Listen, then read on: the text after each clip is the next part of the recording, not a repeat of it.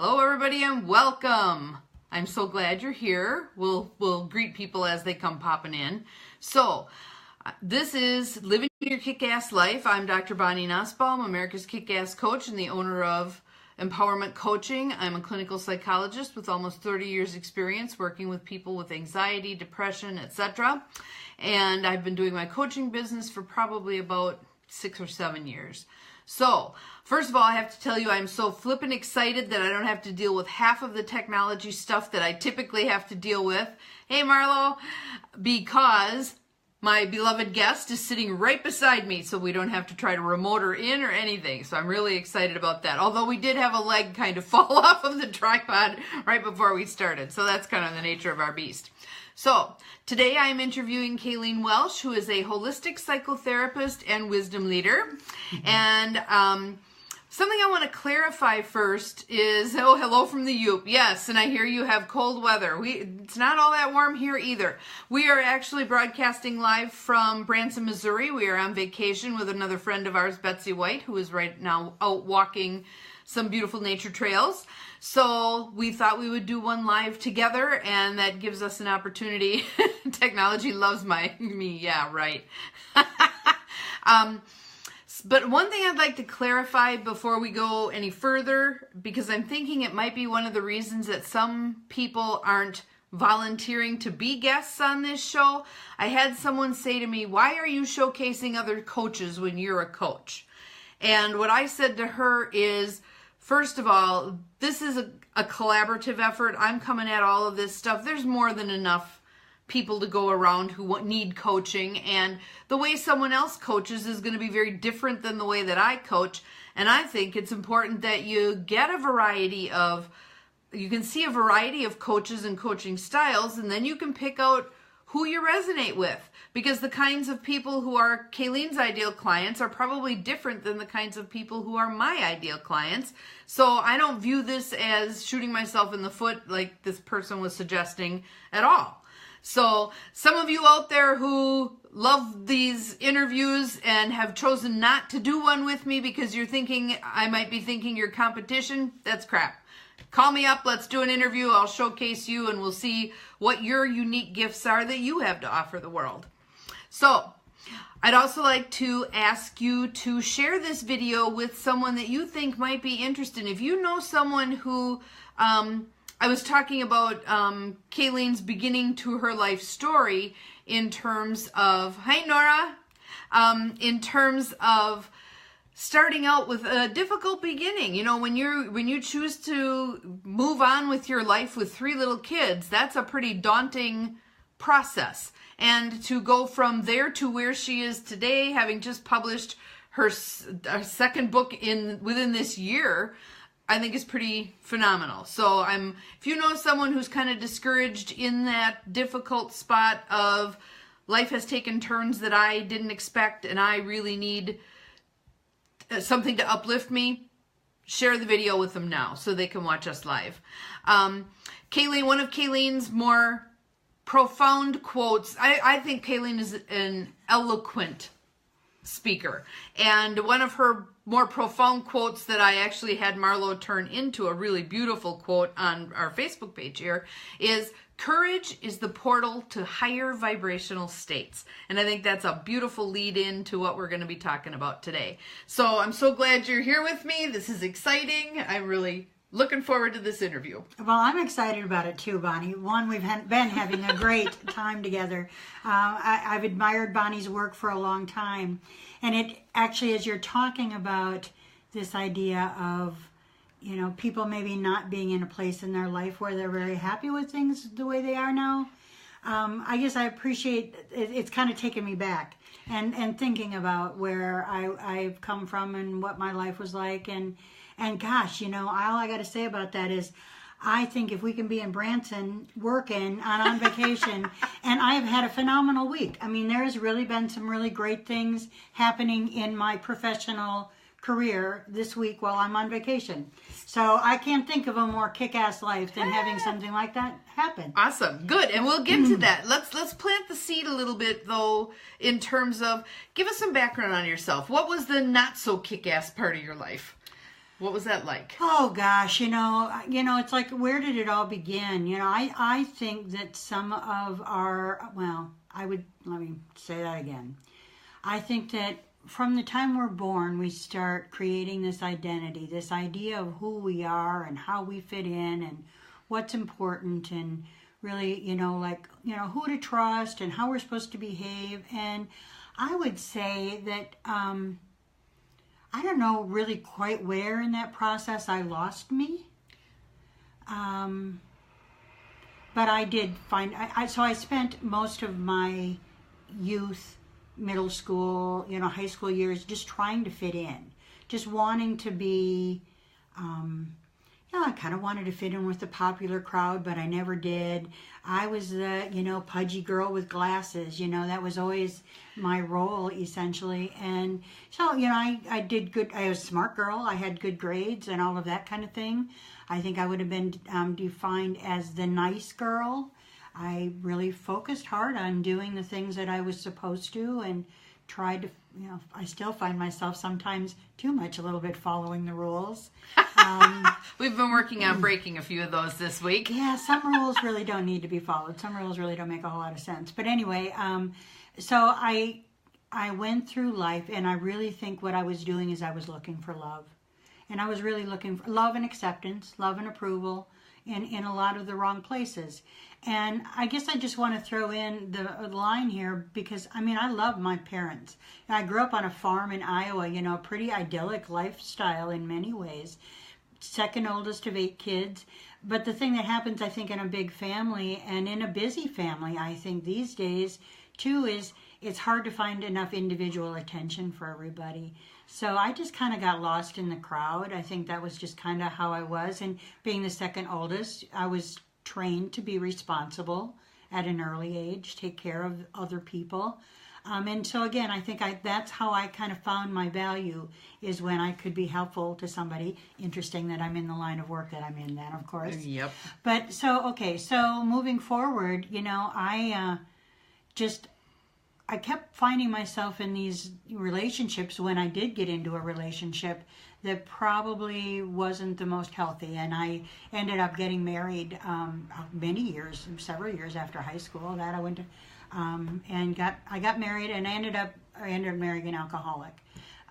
Didn't seem like that when I was getting married to him. And at the same time, I really thought that, life was we were gonna be able to create a happier life, pull him away from some of that kind of stuff. But I ended up, it wasn't, I don't know, the twists and turns of our life. I had 1 child before I even got married.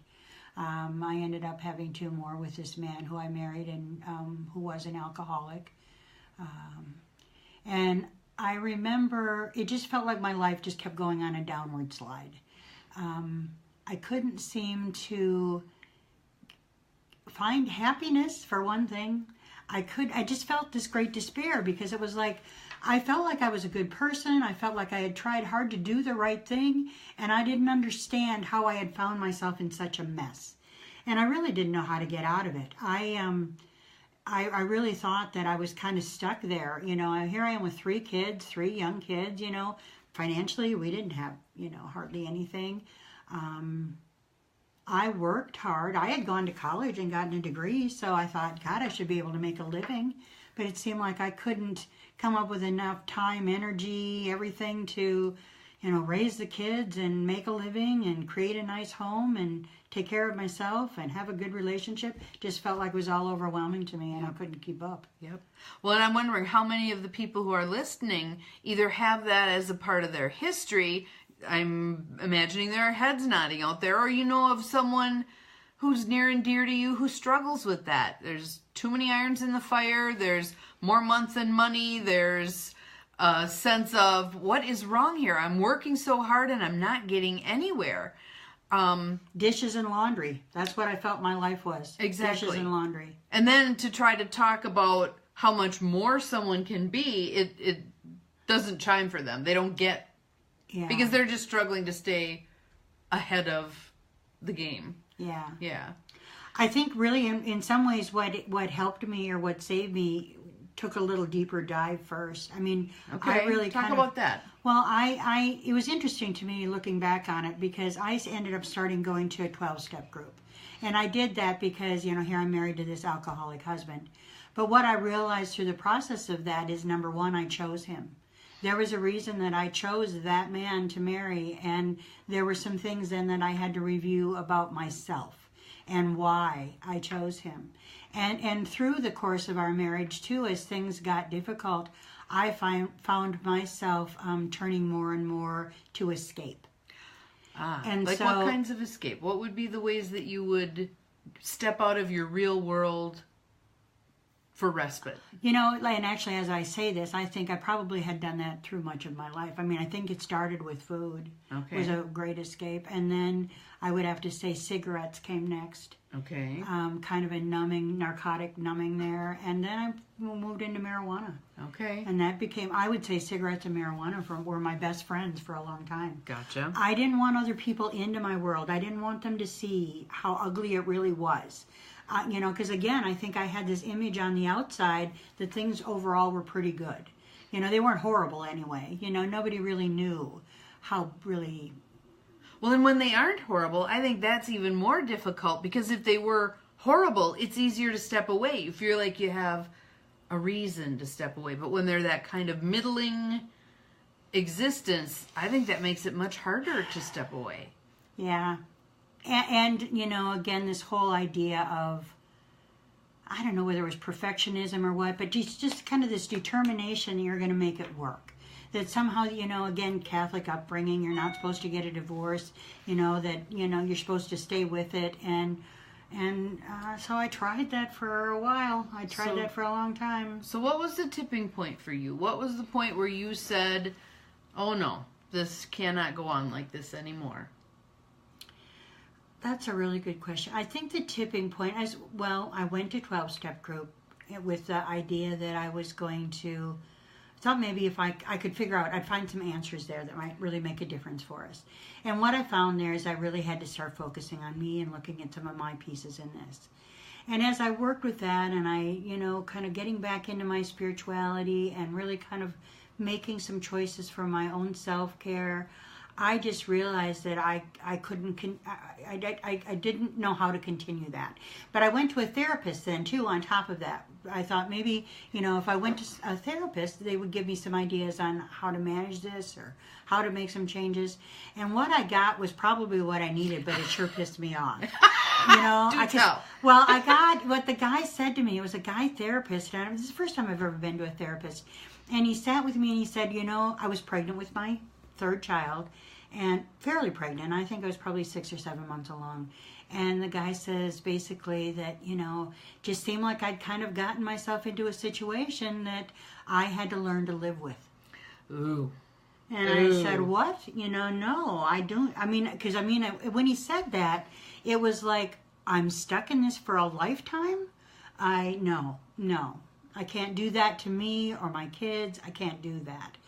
And so I think that was kind of the spark that kind of tipped me into some courage or anger or passion or something that kind of started some force of moving things forward. And I did, I tried to talk my husband into doing some counseling. We did all of those kinds of things. And eventually I just decided, I think it was interesting again too. In front of our house was a little sidewalk where my two little boys would ride their tricycles, big wheels. And, they're riding out there one morning, and this is going to sound probably pretty bad. But I walk out there, I'm listening to them, and I hear them kind of riding up and down the sidewalk, kind of singing, F you, fuck, they were saying, fuck you. That, to me, the fact that they were so young, and that was a part of their vocabulary, and I knew where it had come from because there was a pretty significant amount of verbal and emotional stuff going on in our house. And I heard that day, and I just thought, oh no. We're not going here anymore. No. Yep. So what did you do at that point? Well, I had my husband leave. We're not living together anymore. He left. I managed things for a little while, but I knew I needed to get some distance. because it seemed like we just couldn't really separate very well. So that was when I decided, well, I'd been doing spiritual studies.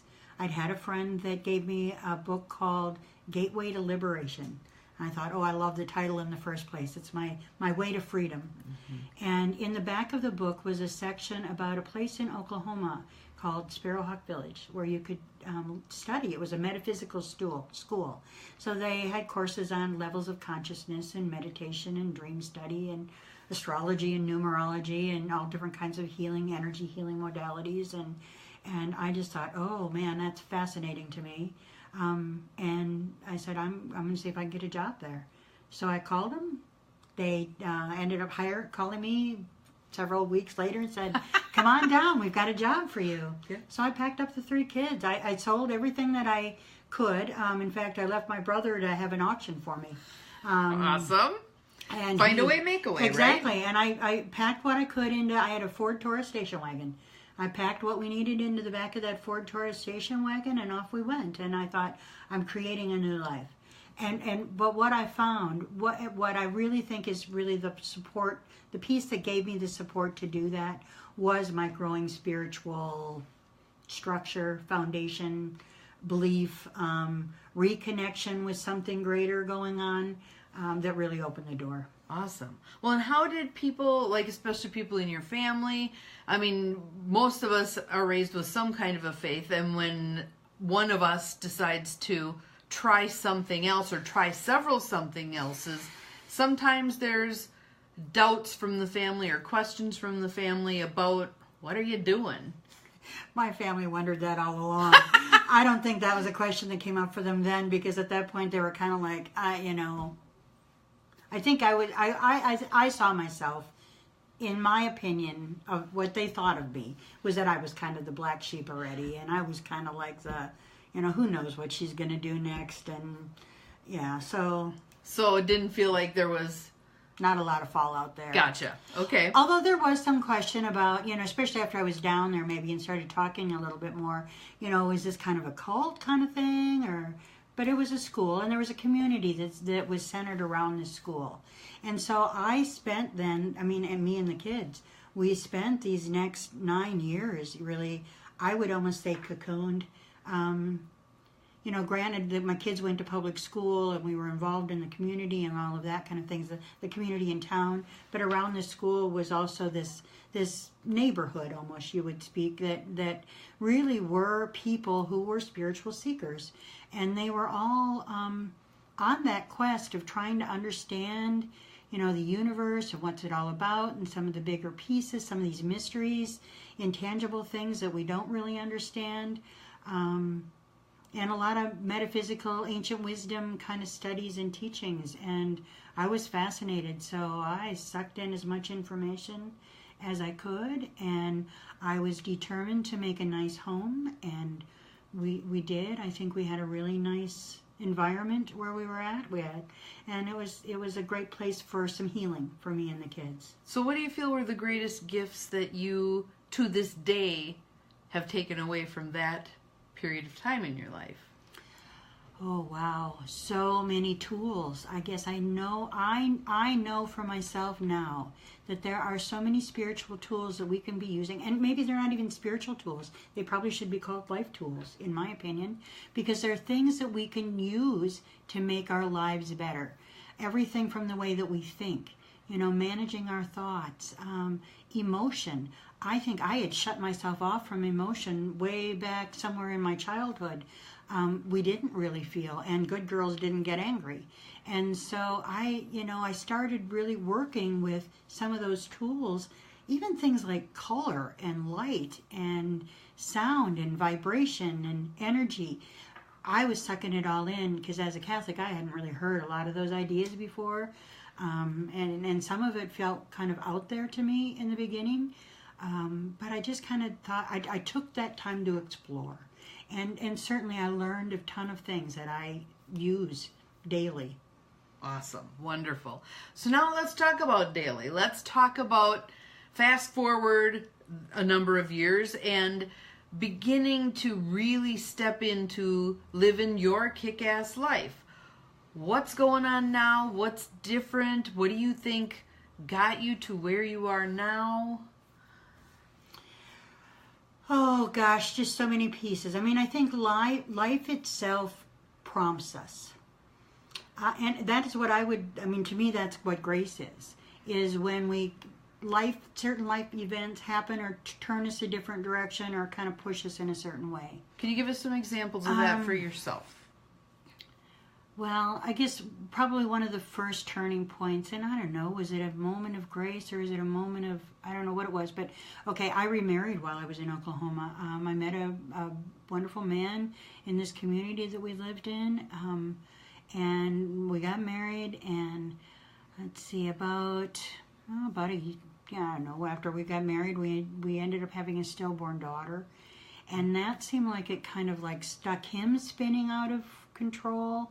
So a really messy life there for a little while, and then he ended up dying of a heart attack. Wow. 3 years later. And so again, I think I had been taught to think that my life was going to be relying on a man. And I remember actually when I was going to go to college and I was deciding what I was going to study, I had a conversation with my dad, and he was very clear that, he really saw my options as being a secretary, a nurse, a teacher, or a nun. And I actually considered the nun thing for a little while, but then I thought that really probably isn't going to be really a good thing for me. But I just felt, and what he said was my income wasn't going to matter because, my income would always be secondary. And I wonder for those who are listening, how many of our audience have heard something like that? Oh, she's going to college to get her MRS degree, or, denigrating a woman's want or need to earn her own living. But how many women end up needing to be responsible for themselves and sometimes for children also? Well, and at that point, when he died, it was like, oh crap, I've got to figure out how to really support this family. I mean, I was working all along, but they were smaller, lower paying jobs that really weren't enough to support a family. And and of course we ended up for a period of time on food stamps and medical assistance and all of that kind of thing. So how did you turn that around? How did you get yourself to a place where you were able to be more self-sufficient? Well, I guess the first step is I really started focusing again on me and looking at my own addictions and my own coping styles and my own lack of self-love and my own self-doubts, and I really worked on a lot of that for a while, again with friends and support, but I decided I had to go back to school. I had to make a living, so I went back, and there's again so many pieces in life that come together, but my son had been diagnosed with ADHD at that point, and I just was so badly trying to understand what was going on in his brain.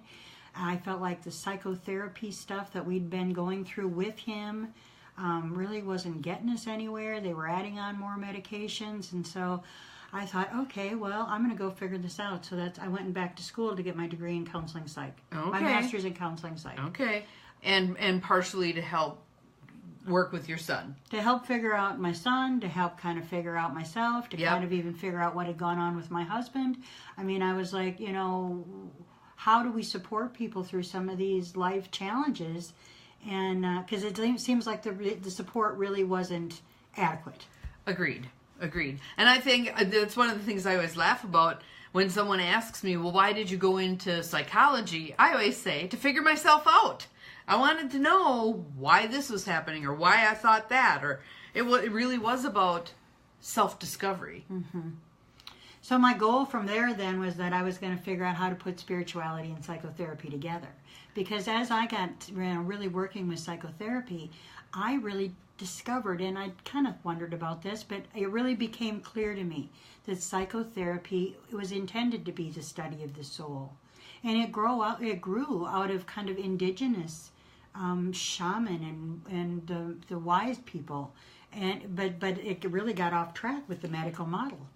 And so instead now of having, we didn't have shaman and wise people or wise women for people to go to anymore. We had this psychotherapy movement, but And I don't want to, totally deny it, because it's been certainly valuable in understanding people and their inner workings and things like that.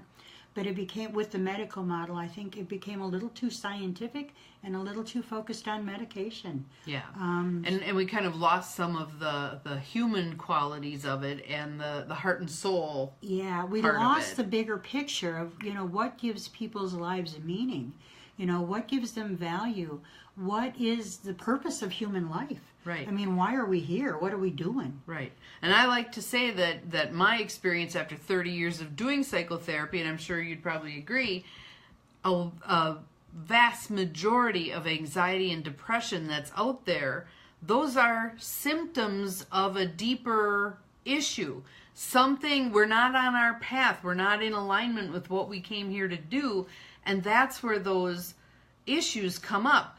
And rather than listening to the wailing of that smoke alarm, we take the battery out by putting a pill in. Mm-hmm, mm-hmm. And I'm not saying don't ever do medication, but I'm saying we ought to be looking at what are the roots of those symptom issues in the first place. Yeah, that would make a big difference, I think, for people, because I see it, again, as you're saying, it's really a symptom of being out of alignment. When I think about people now and ourselves as a human being, it's recognizing that we are a physical, mental, emotional, spiritual being, and that all of those pieces need care and attention and expression. Awareness. And so I think it is when we get out of alignment with this core person of who we are, that's when we start having some of those problems. And certainly I fell into depression. I mean, and again, that was the answer, was give me an antidepressant. Right. And I felt like I had reason to be depressed. Mm-hmm. I mean, I felt like there was a reason. My life was messy and it wasn't real pretty, and I was sad and overwhelmed, and I didn't have a lot of hope at that point. But I don't think medication would have really brought me out of it quite the same way.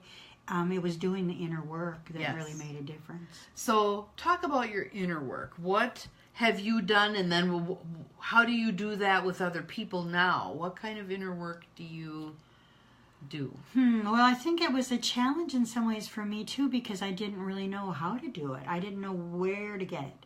But I would say that luckily I encountered some different people along the way who taught me these tools, who helped me see myself in a greater light, in a bigger light, helped me see my strengths, so that I could start focusing on my strengths instead of my weaknesses. I really spent a lot of time, even as I was enrolled in this program, I did a lot of meditation work. I did a lot of energy healing work. And I think a lot of that really even helped me get more in touch with who I was and what was important to me and what my values were and what my gifts were, and to help bring them forward. So what would you say are your gifts, and what is the message that you want people to hear? What are you here to teach?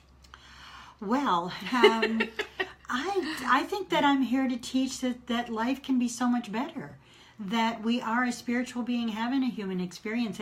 And quite frankly, it kind of blows my mind, because I hear that expression a lot, and I know even statistically a lot of people, profess a faith in God and a recognition that there's a higher order and things like that. But I always say, okay, well, what does that mean for your life then?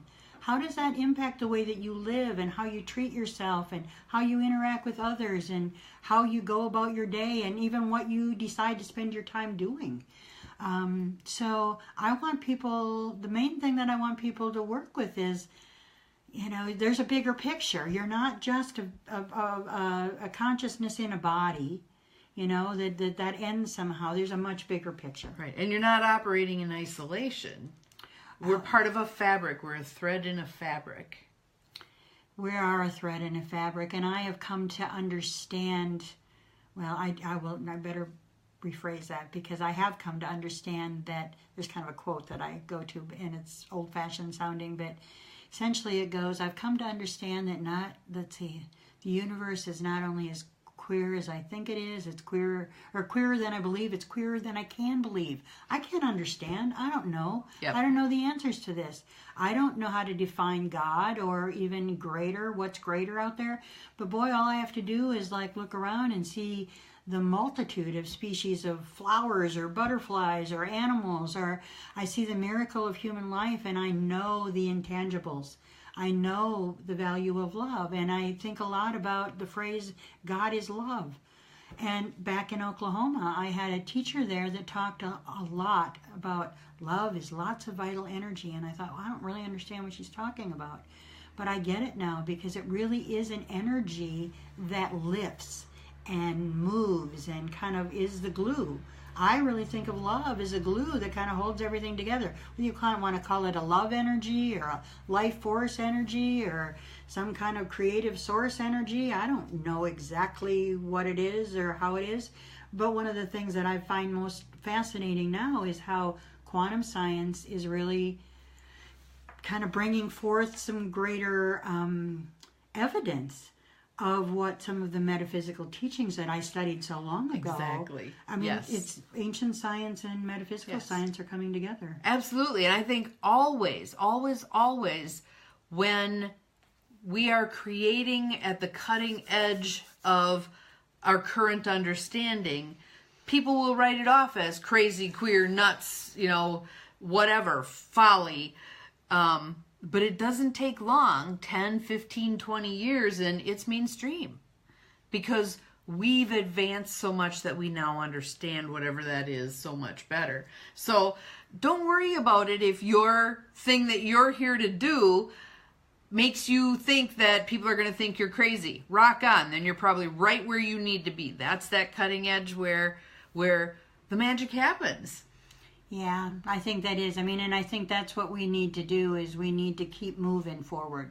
I've come to believe a lot in we are here to evolve as a species, as humanity. There are bigger and greater things that we can do, right? I mean, it tells us that very clearly even in the Bible. I'm not even a big Bible reader or whatever, but I think, again, all of these different pieces of religious studies, metaphysical studies, even some medical stuff. I mean, it all kind of comes together in a way to a much bigger picture. Right. So if you were going to give people one nugget of gold, one thing that you would like them to roll around in their minds, think about, talk about with the people who are important to them, what would it be? What message would you like them to take away? Well, I love your line that you're far more capable than you think you are. I mean, because I think that is true. Yes. We all can have greater life. And I don't think we even have a real good concept of what that can be. I don't think we even know what the possibilities are. So, but I would say basically there's almost three pieces that I would have to share. All right, awesome. Go. Because I think the three biggest pieces, it's almost like three legs that hold us up so that we can move forward and explore a little bit further. But one is gratitude. I mean, we have to be appreciative of the things that we have. And I know that when I look back at my life way back in the day when things were so hard, I was not seeing anything good. I was not seeing anything good in me. I was not seeing anything good in my life. I was not seeing much good in the people around me. I wasn't seeing anything good in my future. And I've learned since then that as I pay attention and I look for the good, all of a sudden it shifts my perception enough that, because again, I think where our attention goes, our energy flows, so to speak. So if I'm constantly focused on the things that are wrong in my life and the things that aren't going well, it really keeps me in a lower vibrational state. When I can lift myself up and see good and be appreciative of things and, express love and gratitude to people, it just opens the door for a different perspective and I start to see more good. Yes. So look for the good. Be grateful and look for the good is one. The other piece is self-care. I didn't really have a clue what self-care means, and I'm still exploring that today but what I mean about when I say self-care is get to know yourself. As best you can, explore. What are the things that I love? What are the things that I've maybe always loved? Which are the things that are important to me? I can throw one in there. Okay. What are the things that we do because we think we should do, rather than because they're what they're our heart and soul. So I heard this line the other day that I thought was absolutely phenomenal. I guess it was a quote from Carol Lampman, which was, rushing is violence to the soul. Think about that. How many people do rush around day to day? That's awful self-care. Well, and I think I didn't like myself very much back in the day either, so I did a lot of self-abuse. I mean, it's minor. It's not like, maybe even like, I don't know, a lot of people cutting, things like that these days. I mean, I think sometimes our reactions can get a little extreme, but certainly not taking care of myself, not speaking my truth, not even really like expressing my opinion that much. Mm-hmm. I mean, overeating, when I would go into escape mode again, all of those things were a form of self-abuse, I think. Yep. And so self-care is huge. Yep. And so finding the things that make you laugh, making room to play. Oh my God, I don't think I played, at all then. Play was kind of a 4-letter word. No, exactly. And especially as an adult, you're not supposed to be playing or silly anyway. Get down to business. I was always so conscientious of what other people were thinking about me or whatever, and trying to make them happy that I lost track of me. So what I mean when I say self-care is certainly good self-care practices as far as, eating healthy, managing your thoughts, shoot a bubble bath once in a while, whatever it is that makes you feel good. Sleep hygiene. Yep, all of that. And yet beyond that even is a really get to know you so that you can give yourself the things that you need. And talk nice to yourself. If you wouldn't say it to your best friend, do not say it to yourself. Well, and then the third piece that I think is hugely important too is having the right support. I think I had shut myself off from a lot of people back in that point in my life. And yet the people that were around me, again, I think had made some decisions about me and labeled me a certain way. Maybe, they came from a lot of the same kind of conditioned messages that I did about how you're supposed to behave and how you're supposed to be in the world. I didn't really have people that really said, wow, you really do this well, or I really like the way you did that, or my gosh, you're so kind, or whatever. Nobody really, I never really felt like I got that kind of positive feedback. Or I will also say that as you go in this journey of trying to heal some of these inner wounds, they're painful. Mm-hmm. They're not easy to look at. And so if you don't have people around you that go, you can do this. Yeah, let's just hang with it. Yeah. I don't know that I would have gotten through it. And so having a support, friends, family, professional support, whatever it takes to see you in your true light. Yep. And I see a statement up there about self-care, and that it sometimes is very hard to do it. And I think it's a moment-by-moment decision about self-care. And sometimes we make a choice that's pro-us, and sometimes we make a choice that may not be so pro-us. And the sooner we can catch that and turn it around. And again, yes, the talk nice to yourself. Okay, this isn't where I want to be going. I'm going to flip this around. I'm going to do something a little different. Or I'm going to go to bed now, and tomorrow's another day, and I'll take another whack at it. Well, and the other thing that I think I dealt with for a long time when I was trying to put more focus on me is that it felt selfish. That was like, you're always supposed to, I had been trained so well to look out for everyone else, that when I started like speaking my truth or my opinion, it felt like I was somehow negating other people's. But so how'd you get over that? Well, I found a book. There's always which a book. Is always one of my always go-tos is a book or something new to learn. But there's a book. There's a woman that does a lot of. I think she's from New York. Her real name is Regina. Oh geez, I can't even think of it. But she writes as Mama Gina, and the book was the woman. Let's see, something School of Womanly Arts, something like that. But what I read about in that book and really got me thinking was that when a woman takes care of herself, or a person takes care of themselves and is practicing good self-care, number one, they're not going to make a choice that's going to be harmful to someone that they love. right? point. Because that would hurt. That wouldn't be self-care. So it's not like it's not selfish. It's like when I see this as it's worked through this in my life. I see as I take care of me. Oh my gosh, am I so much more able to be there for the people around me? I'm so much more able to look for their pleasure and make some choices about the things that are going to make them happy and serve them well. Where before I think I was resentful at times, or I so depleted I couldn't give anymore. I think we all have a love tank that we need to keep filled, and I think the number one way to fill it is internally from ourselves. Amen. In fact, if we don't feel it that way, then when other people around us don't do the things we want, or don't maybe respond the way that we think they should, or whatever, then it's like, then we're feeling bad. So we've really got to figure out how to keep our own tank full, and then anything anybody else gives us is like pure bonus, right? Yep. So Awesome. So you mentioned books. Talk about your book. Well, one of the things that I've discovered in this journey of finding me is that I like to write, and I'm fairly good with words. I've always loved to learn. I've always loved to read. So I got an opportunity, I guess, a couple of years ago now, to write a chapter for an anthology for Inspired Living, which was the book Cultivating Joy.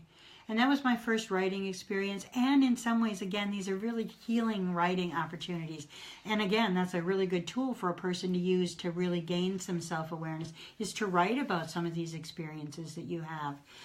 Just kind of to get it all out there and take a look at it on a piece of paper is a way of looking at it in a different way than what's in our head. Right. And I'm going to put a plug in real quickly that coming up in a few short weeks, I'm actually doing a writer's retreat weekend. So if you wanted the opportunity to have a well-supported, loving circumstance to do some writing in, check out my website, and under the events, there's the writer's retreat.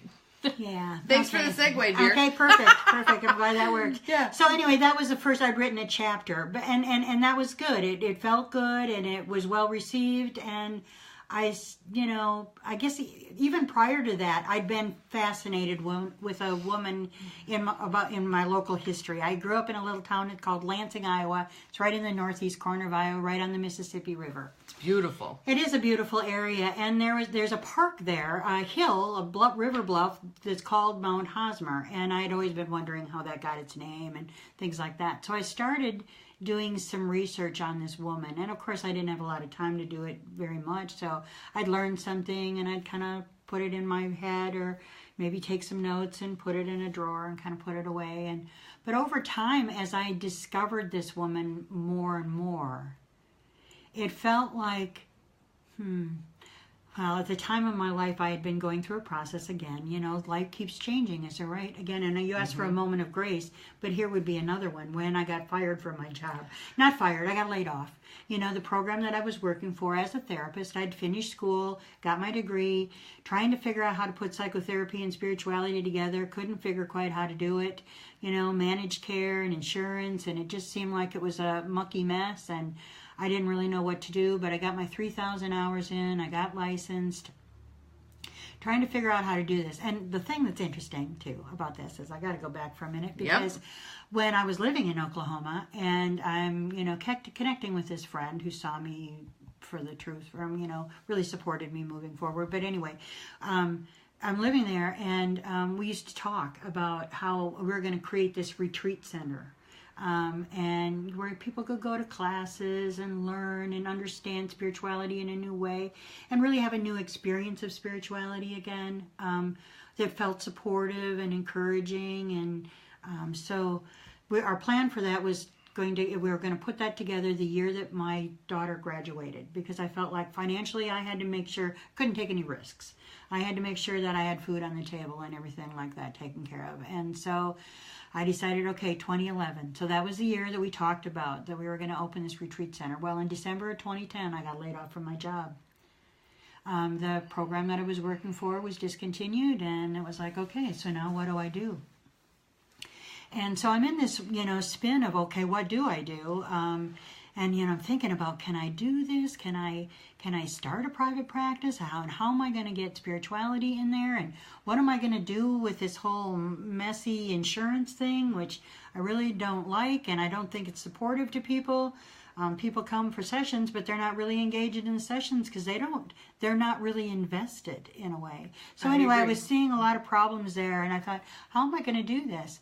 Well, and as I'm figuring this all out and trying to figure out how I'm moving my life forward, I'm spending some of my free time, researching this woman named Harriet Hosmer. And what I found was her courage and strength in stepping forward in her life in a way that was socially unacceptable at the time. She was, as a woman she was born in 1830. So as she's a young woman in the 1850s, that was a time when women couldn't own property. They really belonged to either their husband or their father. They were the ones that made all the decisions for them. They weren't supposed to travel alone. They weren't supposed to travel. They really didn't do any. I mean, they weren't supposed to be out alone, really. I mean, but Harriet, she wanted to be a sculptress. She was determined, and she became America's most famous first woman sculptor of the 19th century. And she did that. She took those steps. She traveled alone. She did the things that she had to get out of social convention to do. She got outside the box. And I just found that very inspiring as I was trying to get myself out of the psychotherapy box. Yes. And her strength. I thought, how did she have enough courage to do this? And seeing that she had enough courage to do it, I thought, well, geez, if she can do that, then I can try this. Yes. Well, there's an amazing picture that you have in your book, which I'll have you in a minute tell people how they can get a copy of the book if they want.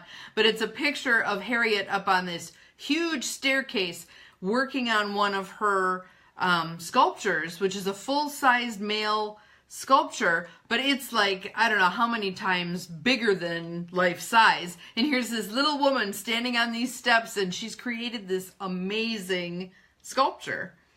And people of the time, particularly men, but women also, really questioned whether she could even do that work. Could she be physically strong enough? But the physical part was one thing, but even mentally, was she, could women think that way and be that creative? And I thought, oh my gosh. Yeah. It was almost like the way that therapist pissed me off, back there. It was like, okay, yes. No. Watch me. Yeah, right. And so even as people were telling me, there is no way you're going to get a private practice going without taking insurance. As they were telling me these things, I just thought, like you said, kind of watch me. I'm gonna. There's no reason that it has to be this way. And I don't have to stay stuck in this system or this model that isn't working for me. Right. Agreed.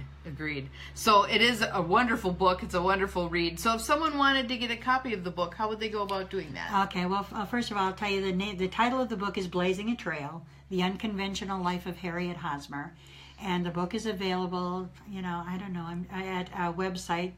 It's www.bit.ly.com/spirit-time. Spirit-time. Okay, and we'll put that in the feed below when we're done so that you can access that. If someone wanted to explore with you, working with you, if they loved what they were hearing today and they wanted to have a discovery call with you about your work and what they might be able to do with you in a coaching situation, how would they go about getting a hold of you? Well, that would be probably the best way would be through my website, which is www.kaileanwelsh.com, which again we can probably put in the feed. Absolutely. Everybody wonders how to spell my name, but it's KaileanWelsh, KaileanWelsh.com. Yes. Awesome. And I guess, Bonnie, I want to talk just, I don't know, are we out of time? No, go, whatever. I just want to share just a little bit about, I can't hardly believe that my life is in the place that it is now. I have friendships that are deep and really rewarding. I have relationships with family and friends that are just so much more rich and meaningful. My days, my relationship with my kids, my the way that I spend my time. I find time for doing the things that I love. And even when I think about going to work, oh my gosh, it is such a joy and honor to share people's stories, because everybody has a story. My life was hard in certain ways. Everybody's is. Right. And I've kind of come to believe that that's just part of the human, yes, part of our spiritual experience. Yes. And everybody's story matters. I think that's a huge piece too. I don't care who you are, what you do, whatever. Everybody's story matters. The thing that I want to get to, I think, is that when we can get to where we are able to lead and operate more from our, I'll call it a soul, from a higher self, true self, core self, whatever kind of language you can use, that when we can start directing our life from that place rather from the place of ego, which is a place of fear. Right. Yeah. So when we can move out of the fear and start moving forward in life, in love, magic happens. I mean, it really is magical. Yes. I love going to work. I love the things that are happening for me. I love the way I feel about me. I couldn't like my life any better right now. Awesome. So I'd love to have those of you who are watching this, whether you're watching live or whether you're watching after the fact, to put in the feed what's something you love about your own life right now. Because again, like Kailean was saying, when you pay attention to the pieces that are working, more begins to work. And when you can love yourself enough to really, to be appreciative of who you are, stop the negative self-talk, get in touch with your emotions and use them as signals. Use them as messages of what's, of your feedback. They're your feedback about how you're interacting with your world. If you're feeling depressed, that's telling you that there's something in your life that is not quite right. Right. And use that signal to make changes and move things forward. Mm-hmm. And if you're not exactly sure what to do about it, that's when you rattle our cage and we can help you with that. Yep. Awesome. All right. So I'd love to have some of you put some things in the feed. I see there's a comment there about the love tank idea, that she loves it and she's stealing it. All right. But if there's other things that you heard today that were helpful to you, please let us know in the feed, because that helps inform us moving forward how to share more about that particular thing, because if you're loving it, someone else is probably going to love it too. So that's it for our interview today. Thank you so much, Kailean Welsh, for joining me on the Livin' Your Kick-Ass Life show. And as always, I want to remind you, you are capable of far more than you think you are. Have a kick-ass day, and we'll talk to you soon. Bye.